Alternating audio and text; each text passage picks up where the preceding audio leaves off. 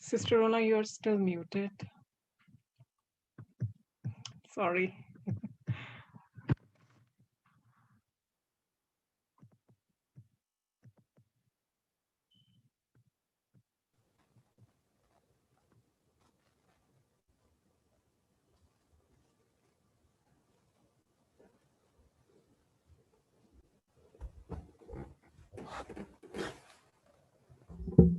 Good evening, everyone. Good evening, Sister Rona. Thank you for joining us once again on this Thursday evening. Today's topic is stubborn with truth. Um, when I heard this topic, or actually I say since I have heard this topic, this phrase is buzzing like a bee in my head. And I have been turning the pages over in my memory to see how my journey so far has been with this particular um, statement, which actually is a style of life, right? And very briefly, here is what I came to realize. I have served in government of India. I have also worked for corporate America. And I have been in situations which we can call tough and very challenging, but I was stubborn with the truth.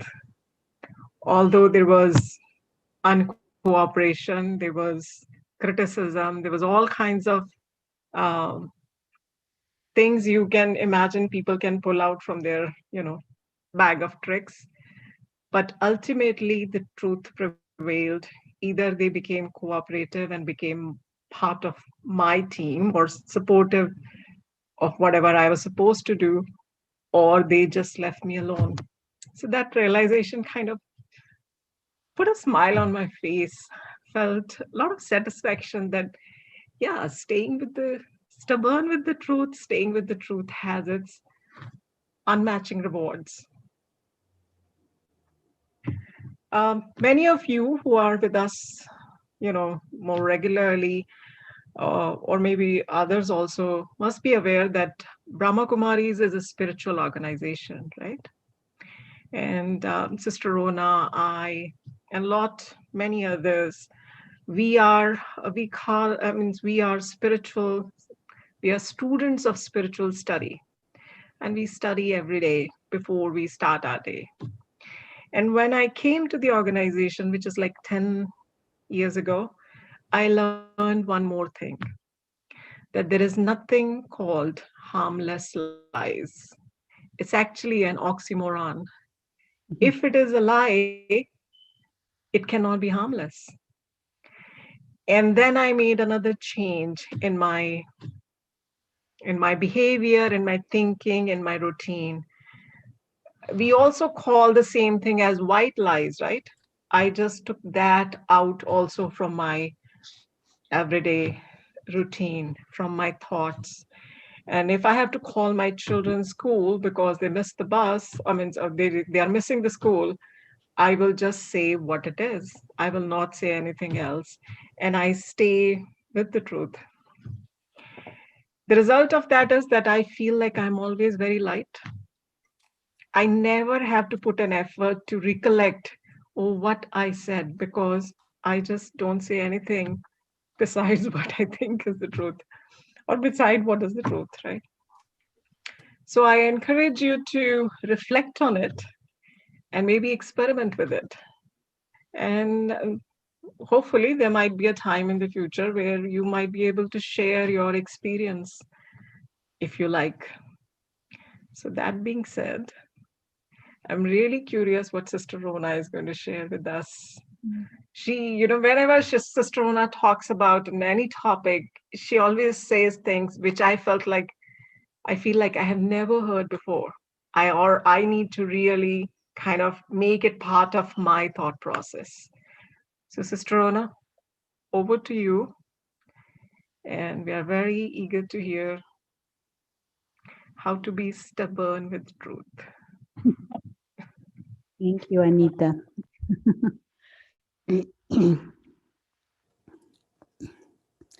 Let us start with a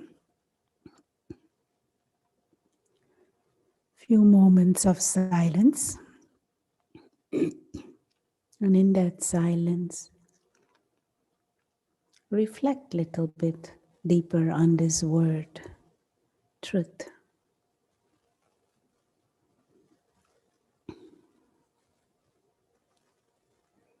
And what would that word mean? What would truth mean in the context of spirituality and your own growth?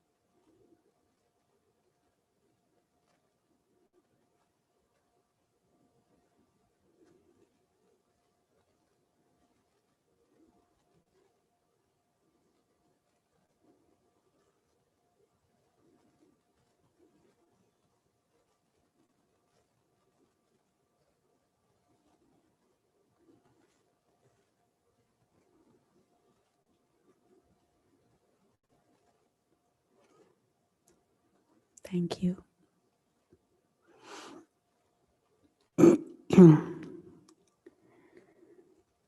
This word, truth, and this idea of being stubborn with true or insistence on truth in the spiritual and in the religious context, this word satyagraha has been made popular by Gandhi in the previous century. He had a lifestyle where this was kind of his code of conduct by which he lived. And kind of interesting to know, that he was absolute in that insisting on truth on all levels. It is he understood, for example, that a certain nutritional style, certain food are good for the body. So he sticks with that. A certain vegetarian lifestyle and diet, he sticks with it. Even if there is a health issue and medical people tell him he should eat differently or drink certain things or eat certain things, once he understands something to be right, he stayed with it. And he inspired people around him to also uh, adhere to those principles. No, he was a fervent opposer of the caste system in India. So in the ashram that he created and a group of people living together, practicing those principles, there were strict rules that would go totally against the caste system. For example, in India, certain castes, they will not eat the food prepared by lower caste or the casteless people. That is like a great thing, especially at that time. But he would put the cooks of the ashram were from the, how do you call that? The Harijans, he used to call it, the casteless people. They would be in charge of the kitchen. And so others who had to break that mindset. He at a young age, adopted this principle that one should not harm any living creature, no human being, and also no animals. And he stayed with it all throughout his life, that absolute non-violent behavior. Even if there is a snake, you don't harm the snake. So this is like an example of someone who understands a certain principle. He holds a certain belief system, and no matter what, he doesn't digresses from that. And in the beginning, people think this is a bit not too right in his head. No one really listened to him. They thought, what is all this for? But in the long run, look the legacy that was built up by his all round, no, not only at a personal individual lifestyle practices, but also in the way he interacted with others, also in his principles surround the social and the political situation in India. He stayed with what he understood to be truth, even if he said, even if they would throw me in jail, even if they take my life, then they take my life, but not my dignity. And so there are people in this world who, and definitely from history, who had this insistence on what is truth. And we know those who became famous. But what is the value of this? And Anita already shared a little bit from her own experience. Internally, there is a feeling of lightness. Internally, there is a feeling of cleanliness. Internally, there is a feeling of not being burdened, because your thinking, your behavior is aligned with what you understand is right.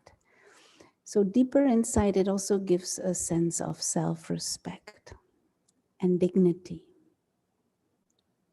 And that is a pleasant way to live, regardless of external situations and regardless of challenges, but a deeper sense of self-respect and dignity and self-confidence. That makes it easier to have the feeling that your life is valuable and worthwhile. um, Also, when one stays with what one understands to be truth, there is a deeper calm inside. There is not this tug of war inside and a guilty conscience, or your conscience that bites you, or a feeling of, what would be the word, guilt or Uneasiness. hmm? Uneasiness. Uneasiness, yes, unease, but also dislike for self. Of course, it is connected with self-respect, but the feeling of dislike for self. If we do not adhere to what we understand to be truth.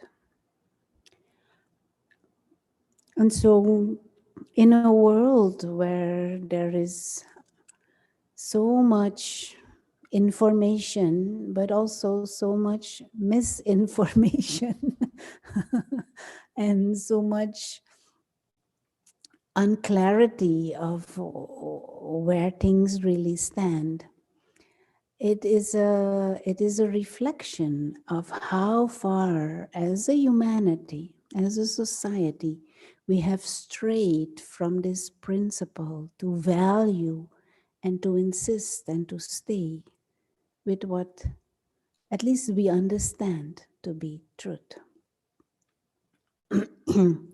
And there is a certain power in being convinced and living by your convictions.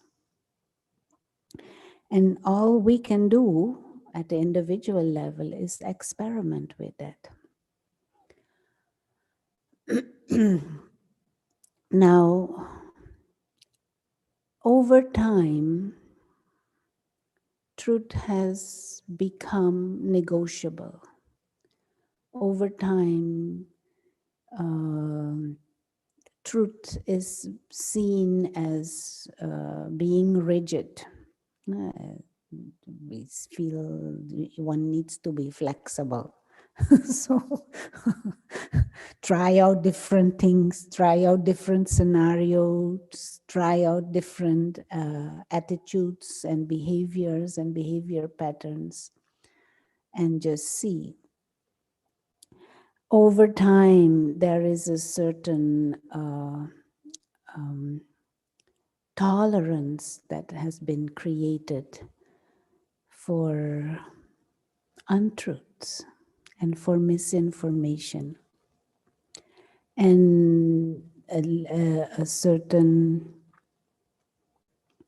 we have become, I'm trying to find the right words, immune. We have become immune for the dishonor that is there when not siding with truth.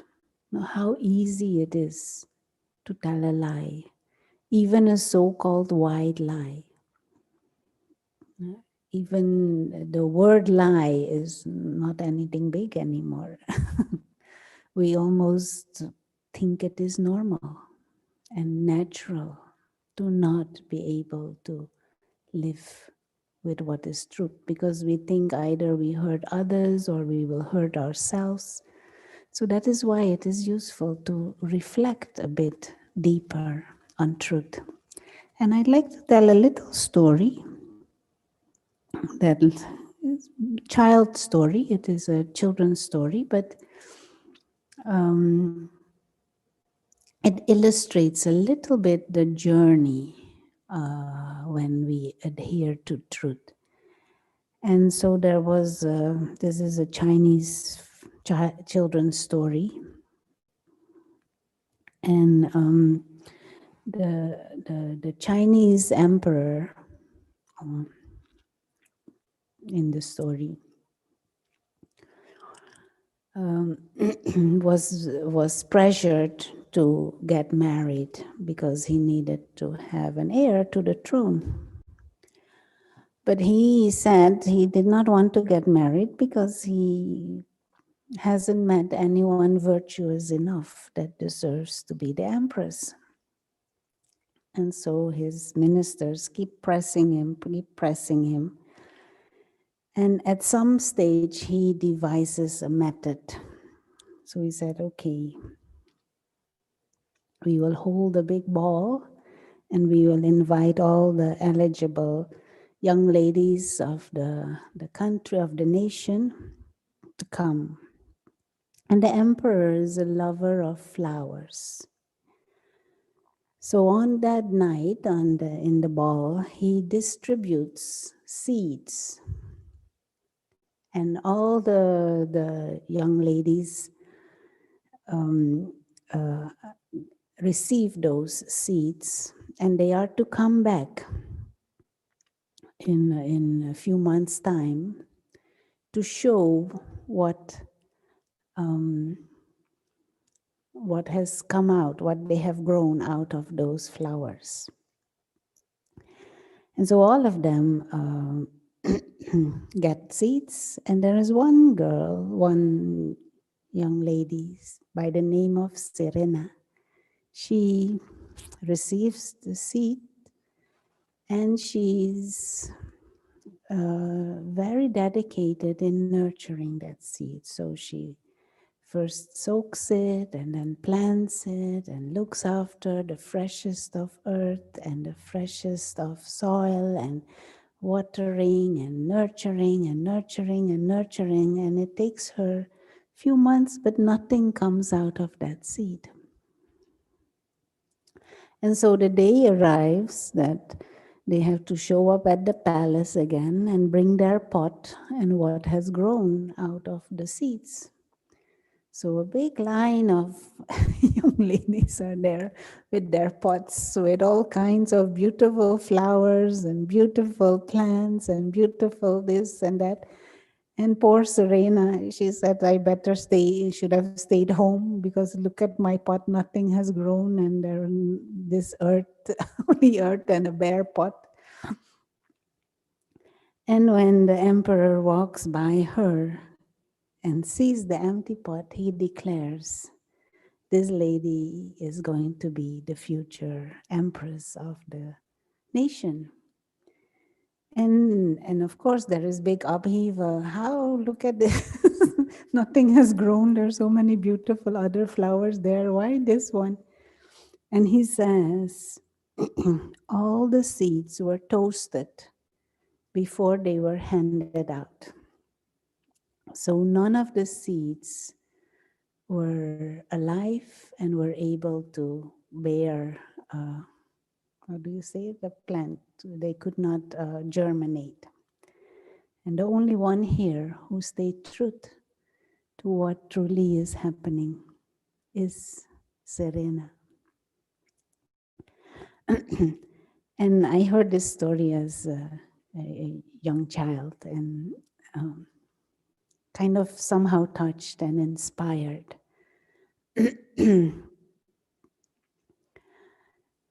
In the world of today, hardly we tell our children stories anymore.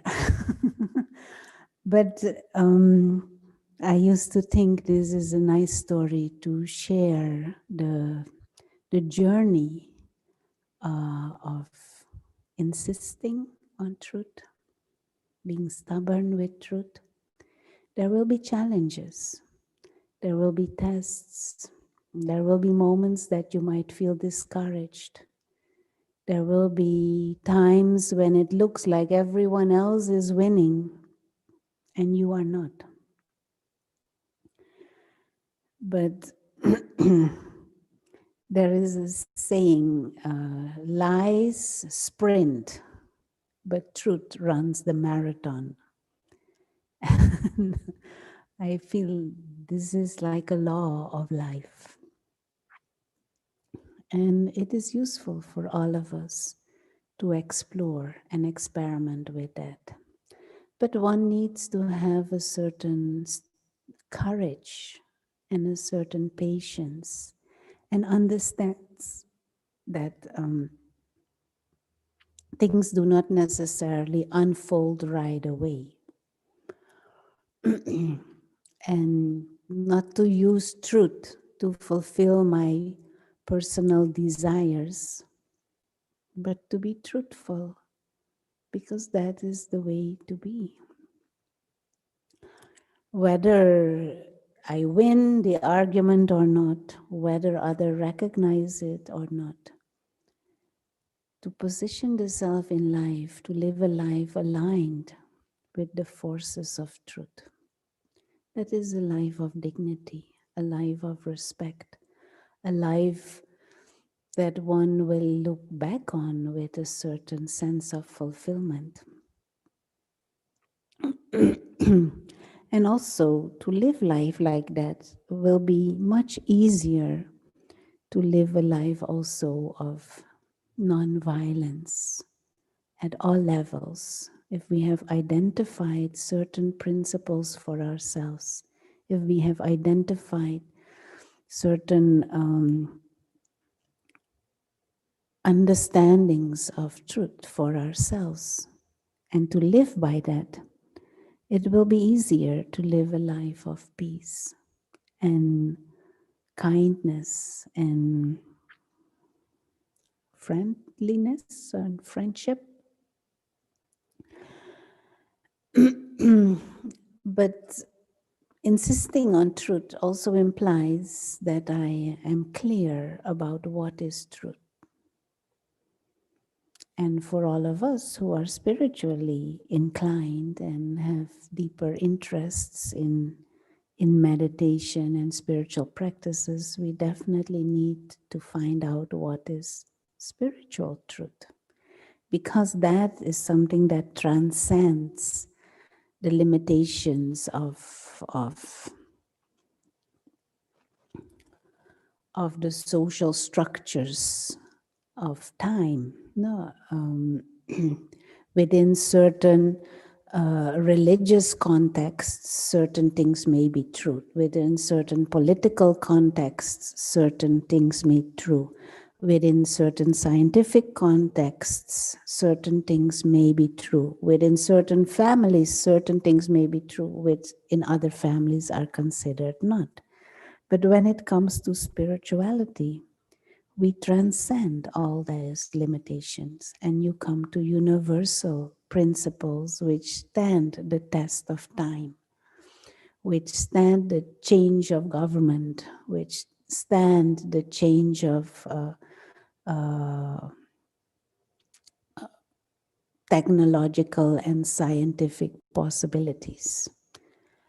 And so to start exploring those deeper spiritual truths and to live by them, that would be a life that brings what? Deeper peace, spiritual dignity, a deeper sense of fulfillment. So let us explore what are those spiritual truths and to experiment with that for ourselves, to understand it, but then also to be insistent to be in that and to live like that, to live with that awareness. So,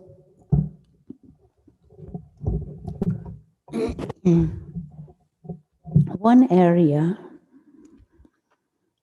of spiritual truth is around our sense of what this world is all about. What is life all about? And how to position ourselves in life in a way that brings out the best and the highest within me, but also helps us to interact with others in that way. So, what is life exactly all about? And who am I? What is the truth of the self? And what is truth of time? And for this, it is good to do some, what would be the right word? Soul searching, some reflections, internal reflections.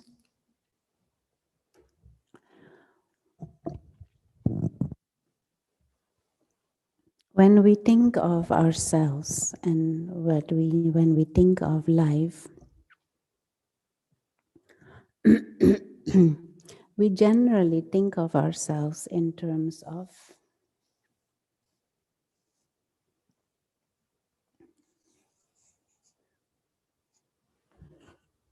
kind of, you can see this? This is visible?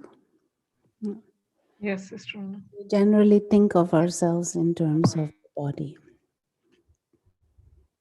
And we think of ourselves in terms of the things around the body.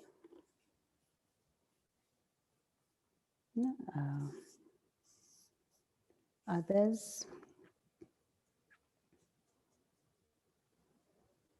they may not look necessarily like that, but it's just a, a sketch.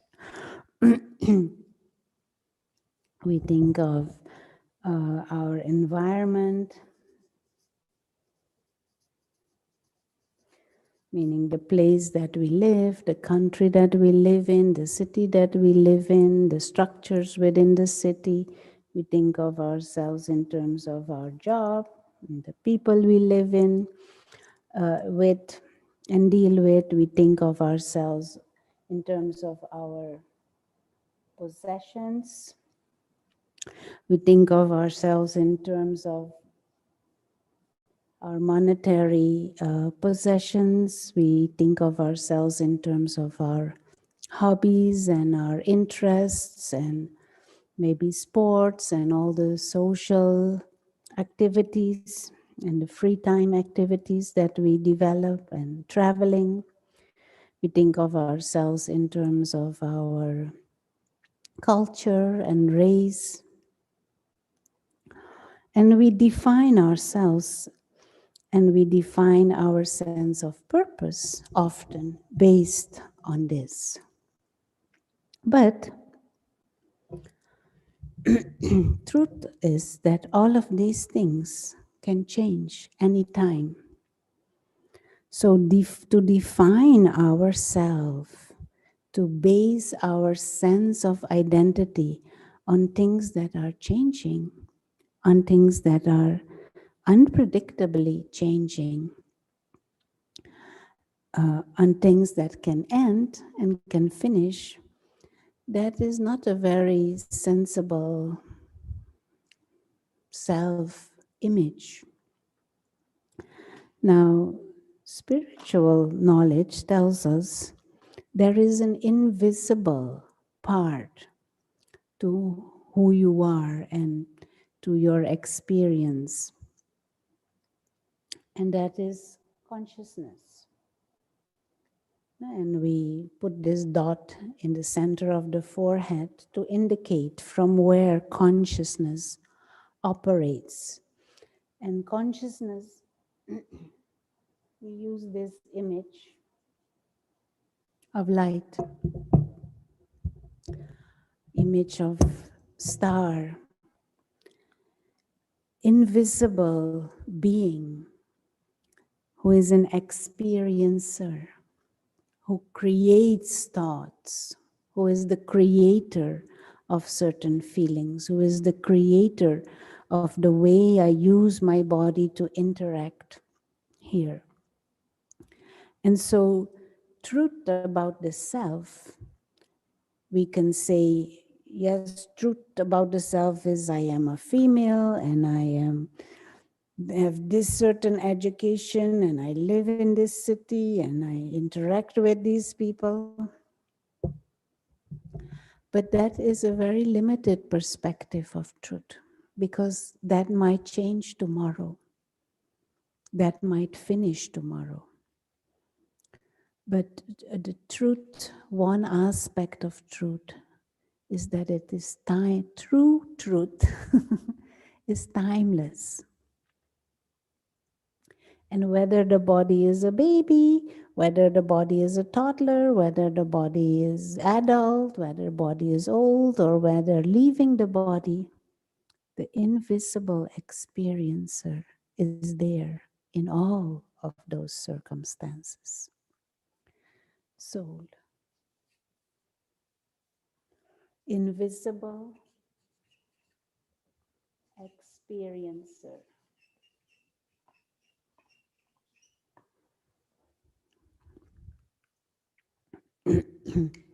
And the invisible experiencer transcends the limitations of time, of change at this level. Now, insistence on truth or being stubborn with truth, if we understand this to be right, then to live in this awareness. And to treat others also, knowing them also to be invisible experiencers, spiritual beings, not bodily beings. That is temporarily a part that we play, a role that is being acted out. But the being is a spiritual being who is timeless. Timeless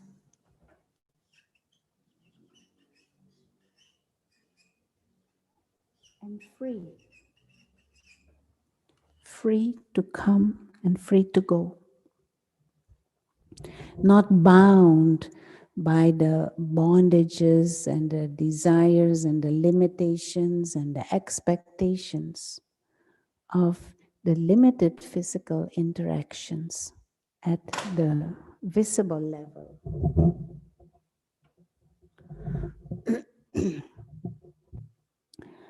A spiritual being who is in potential divine. A spiritual being who belongs to the spiritual dimension, the invisible dimension.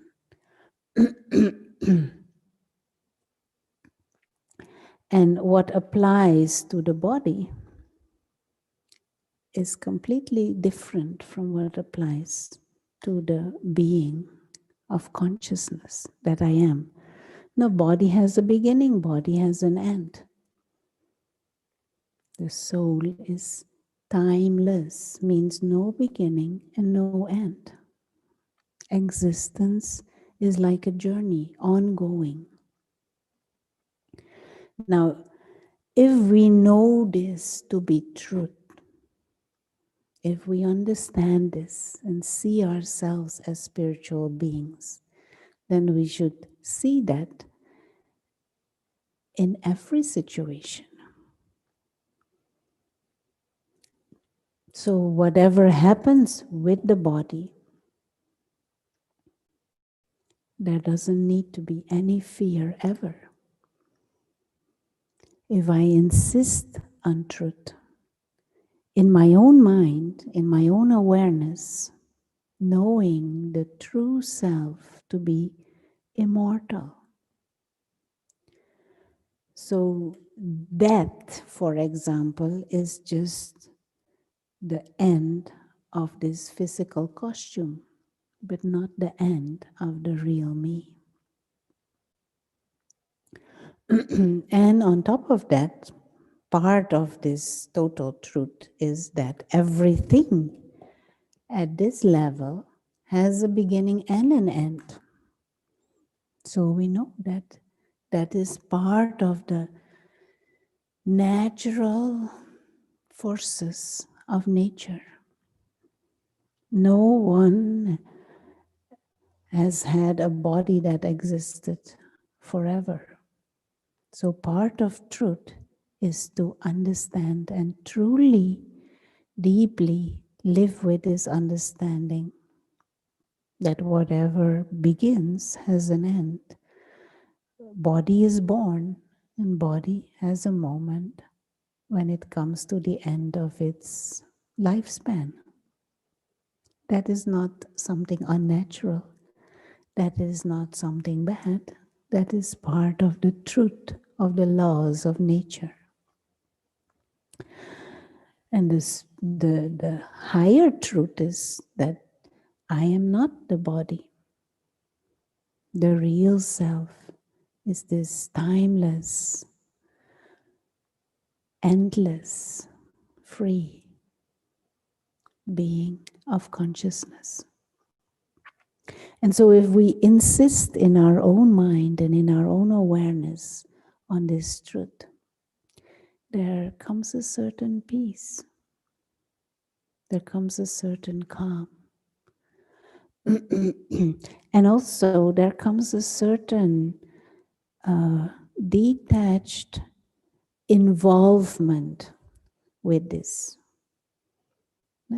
Life in the physical world becomes like a game, like a play.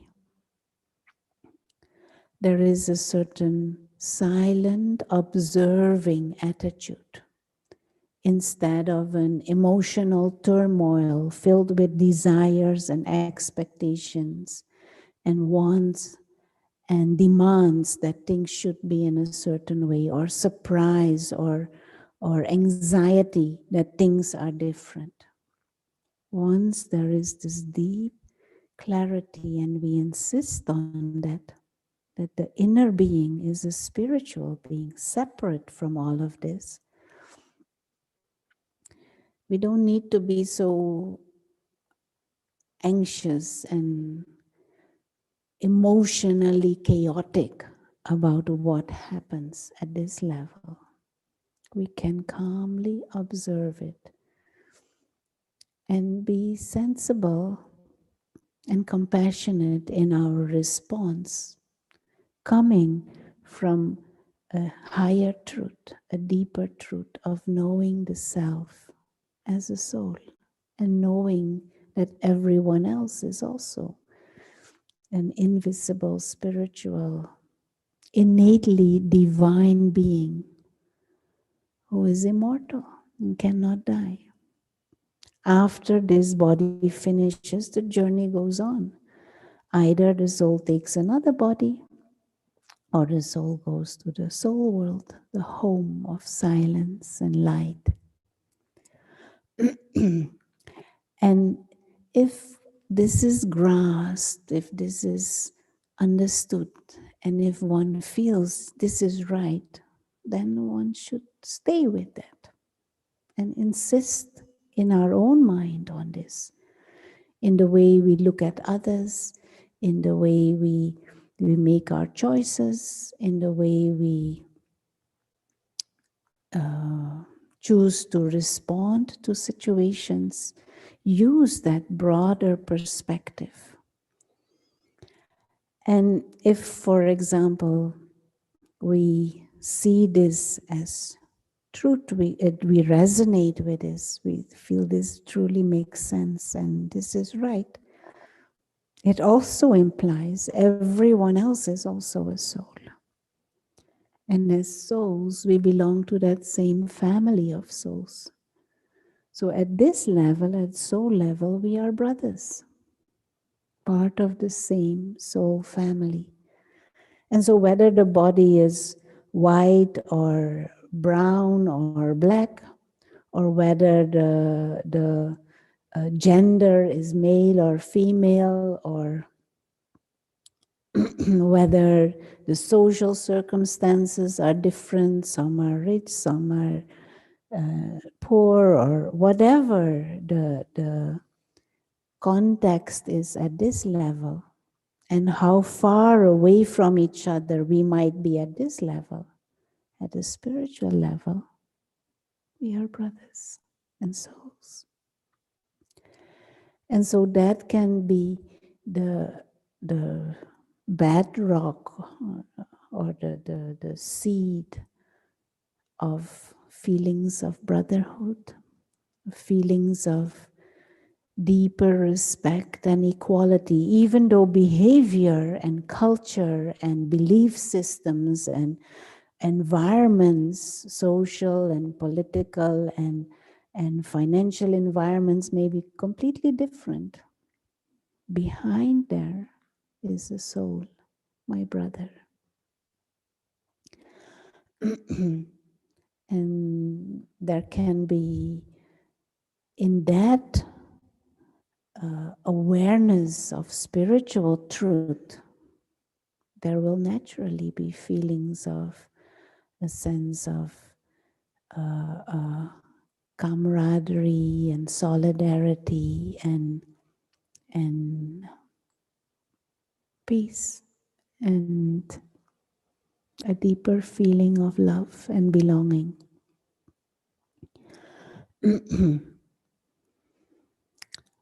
And so when we insist on truth, when we are stubborn with truth,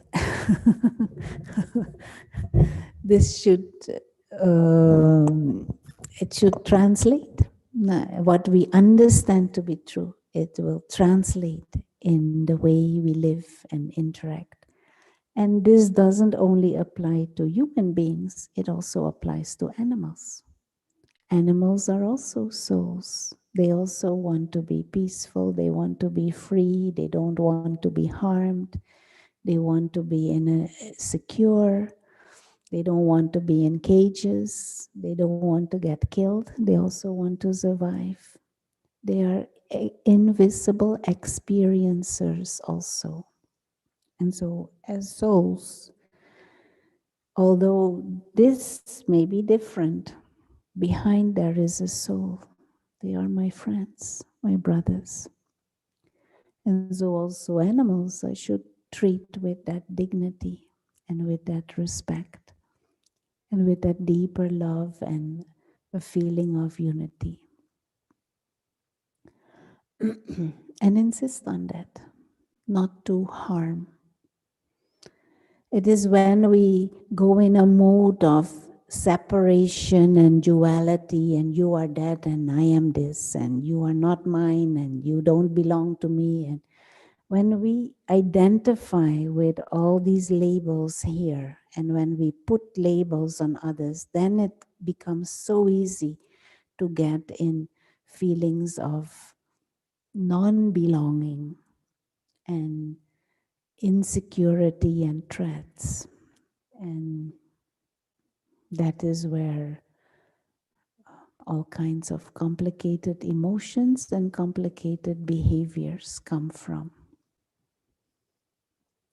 And this goes far beyond telling of a little lie or a white lie. We need to come out of the misinformation and the misunderstanding of the truth of who we are, to see the bigger picture. The bigger the picture, the broader the picture by which we live and understand ourselves, the closer it comes to truth. The broader the perspective and the picture that we live by, the less we will be inclined to harm ourselves or others, and the closer that will be to truth. The belief systems with which we live and the principles with which we live, if they don't harm the self and others, don't harm others, more they bring benefit for the self and for others at all levels, closer it comes to truth. And so all it needs is for individuals to be stubborn with this truth. Now, there are over time, ignorance and spiritual ignorance has taken root in our consciousness, has taken root in our mind, and we have started to believe ourselves to be bodily beings. We have started to identify and create all false and temporary identities in our mind. Over time, that has taken root. And those false identities in our consciousness, they tell us something different.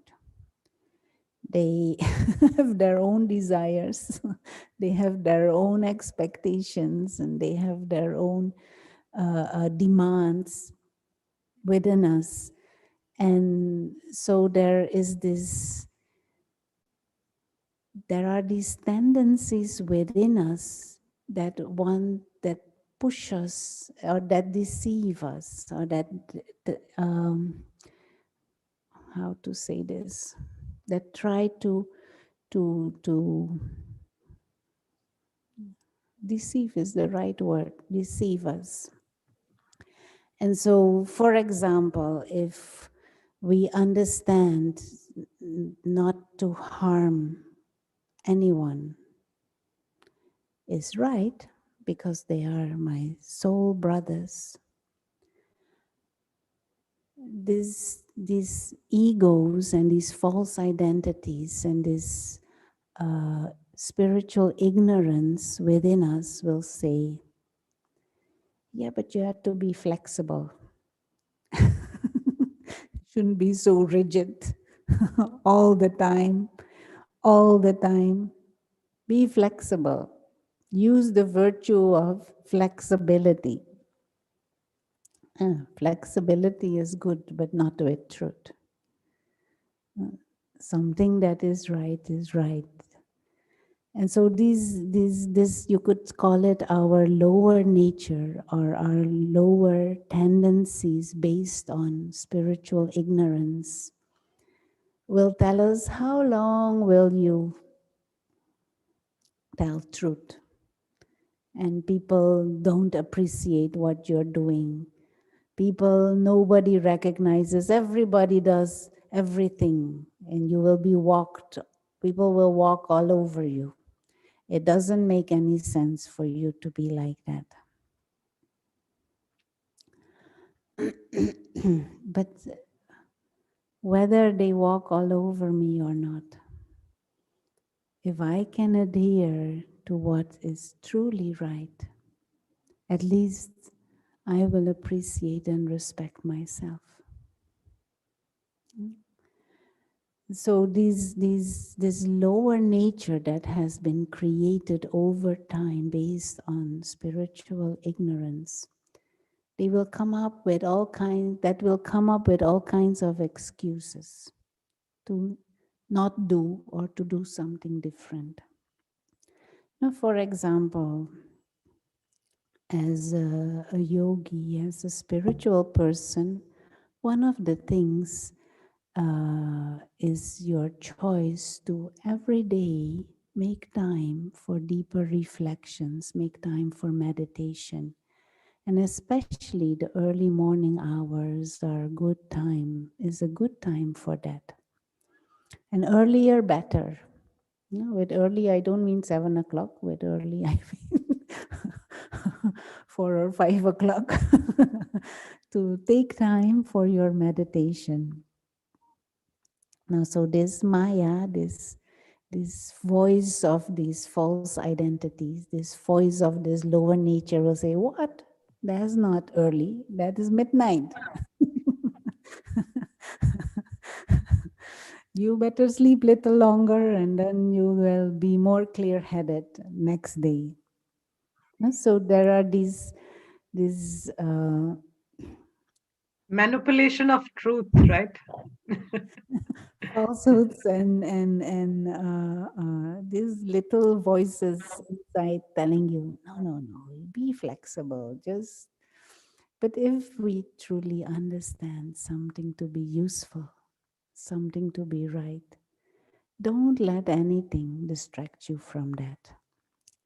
Not others, not traditions or cultural structures or social traditions, but also not those little voices of laziness and excuses coming from ignorance. Don't let them create obstacles and distract and deceive you.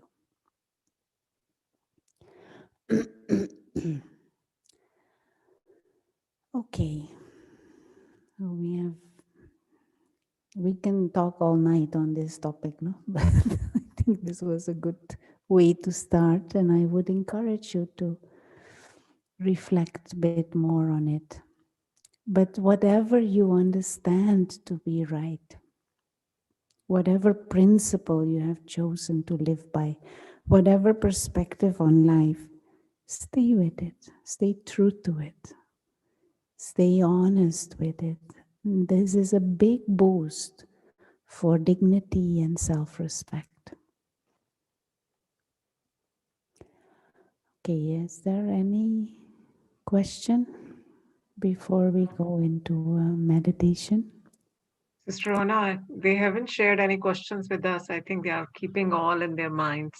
Okay. So, um, so this is an opportunity. You can open your mic and ask or put it in a chat if you prefer that. Om Shanti, sister.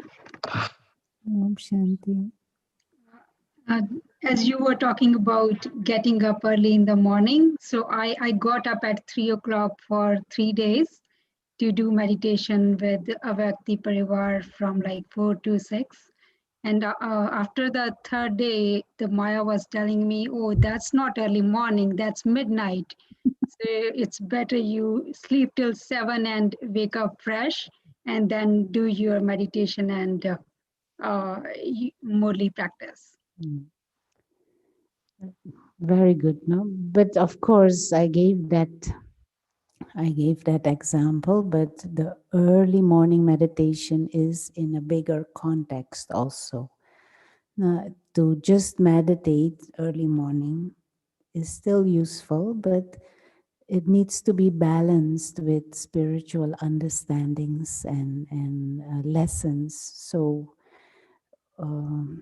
in our lifestyle choices, there is time to meditate, but also time for spiritual studies and practices, and they need to be combined, because to strengthen and deepen and reinforce your meditation, you also need to uh, strengthen your spiritual understandings. And so we have that combination of meditation and class, meditation and class.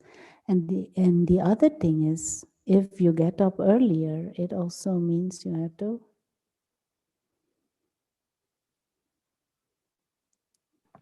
Sleep early. yeah, exactly. Exactly. And at 3 o'clock, I think if you have a full life and working, um, you really have to take care of your sleep, because that is also part of a spiritual truth, that we do need to be, what is it? Balanced in the terms of how we take care of the body also. And body does require a certain amount of rest and sleep. So don't overdo it. And when you do it, make sure that there is balance of spiritual input in terms of knowledge also. And if you get up in the morning, make sure you go to bed on time also in the night. And we should aim to have at least 6 hours of sleep every day. And if you're leading a full life in terms of work and lot of mental activity and physical activity, you need more also. So waking up early is good, but also means go to bed early. Don't think, 11 o'clock or 12 o'clock and then still get up so early. No.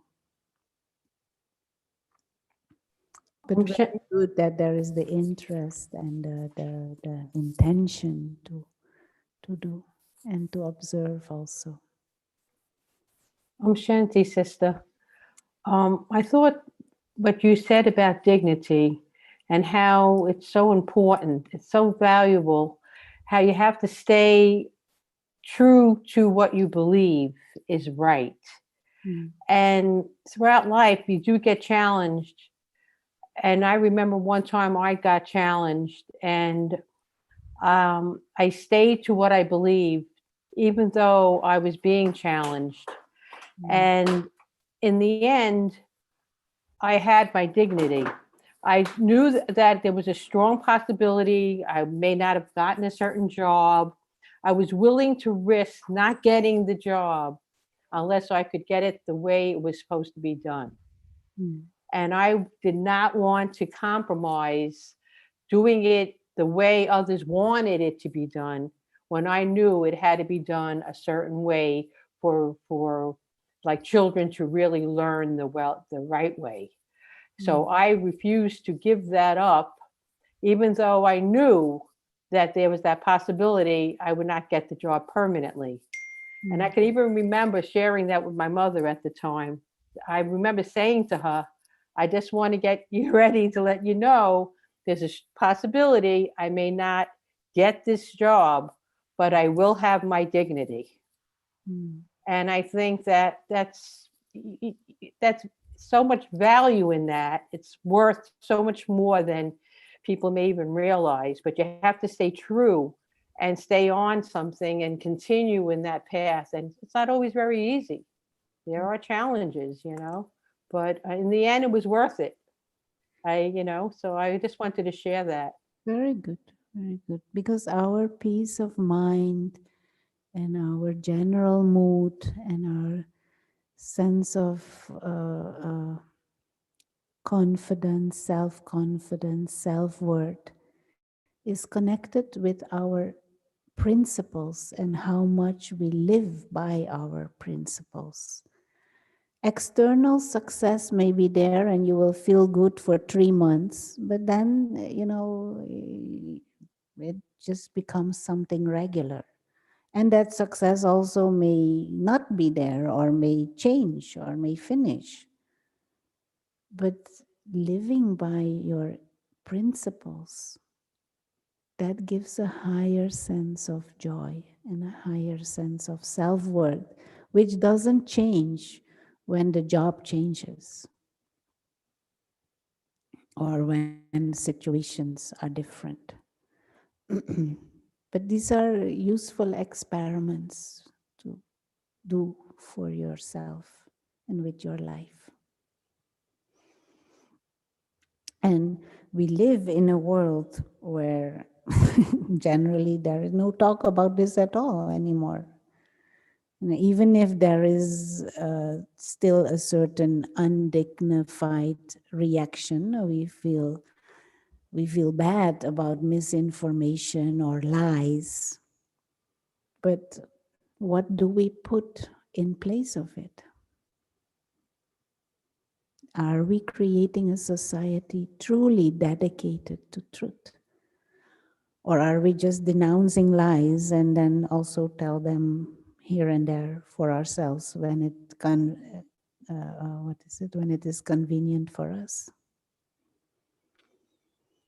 And do we find out higher truths? Very good example. Okay, let's close with a few moments of meditation.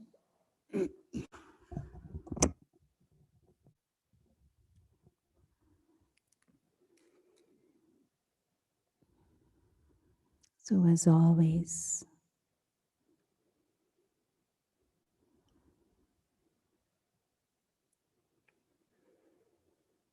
we withdraw our attention from the surroundings and create a conscious awareness that here is an invisible, timeless experiencer,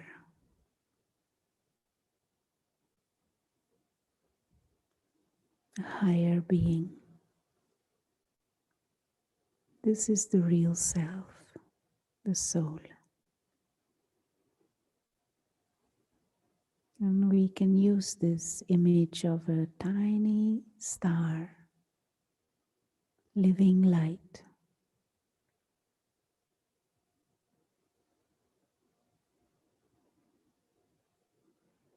One who is a guest in this body, a traveler through time and space.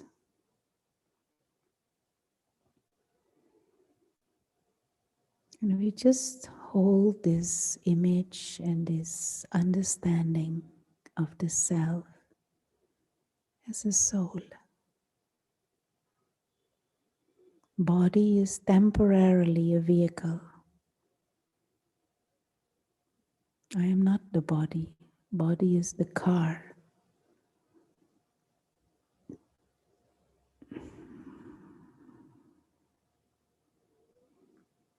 And when the car finishes, I just get out of the car and continue the journey.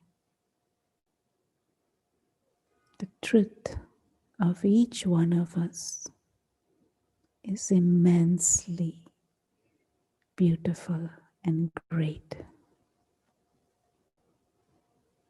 Immortal, timeless, innately divine beings of light.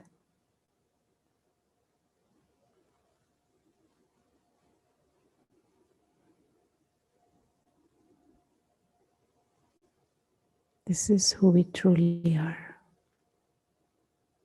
A family of divine beings of light,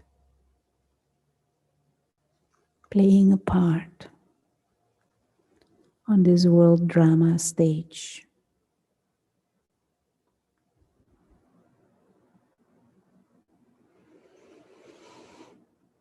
And as we continue our journey, we insist, we stay stubborn with this spiritual truth.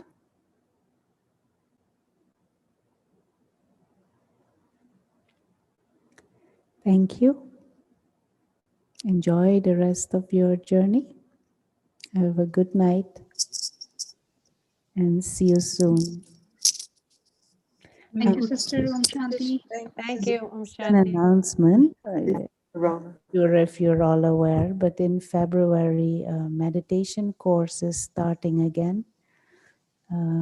Saturday, the first Saturday and Sunday, the first weekend in February, 6th, I think it is, Yes, it is February 6th. 3:30 in the afternoon. Saturday and Sunday for 1.5 hours. Learn to meditate. So if you are interested, most welcome, but tell others also, invite others also. Thank you. Over to Anita. Thank you, sister.